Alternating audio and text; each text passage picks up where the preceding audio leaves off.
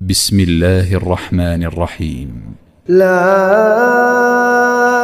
أقسم بيوم القيامة ولا أقسم بالنفس اللوامة. أيحسب الإنسان أن لن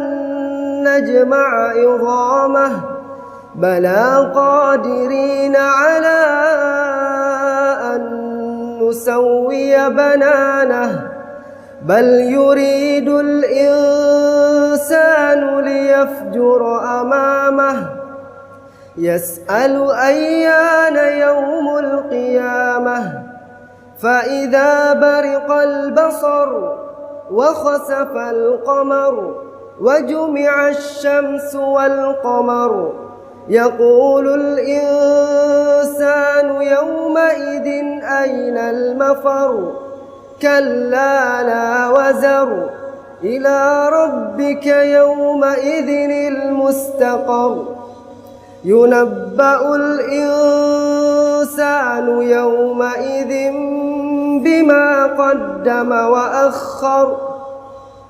بل الإنسان على نفسه بصيرة ولو ألقى معاذيره لا تحرك به لسانك لتعجل به إن علينا جمعه وقرآنه فإذا قرأناه فاتبع قرآنه ثم إن علينا بيانه كلا بل تحبون العاجلة وتذرون الآخرة وجوه يومئذ ناظرة إلى ربها ناظرة ووجوه يومئذ باسرة تظن أن يفعل بها فاقرة كلا إذا بلغت التراقي وقيل من راق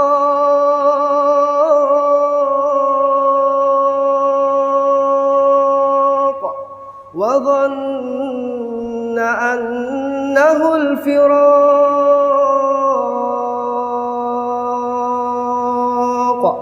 والتفت الساق بالساق إلى ربك يومئذ المساق فلا صدق ولا صلى ولكن كذب وتولى ثم ذهب إلى أهله يتمطى أولى لك فأولى ثم أولى لك فأولى أيحسب الإنسان أن يترك سدى ألم يك نطفة من مني يمنى ثم كان علقة فخلق فسوى فجعل منه الزوجين الذكر والأنثى أليس ذلك بقادر على أن يحيي الموتى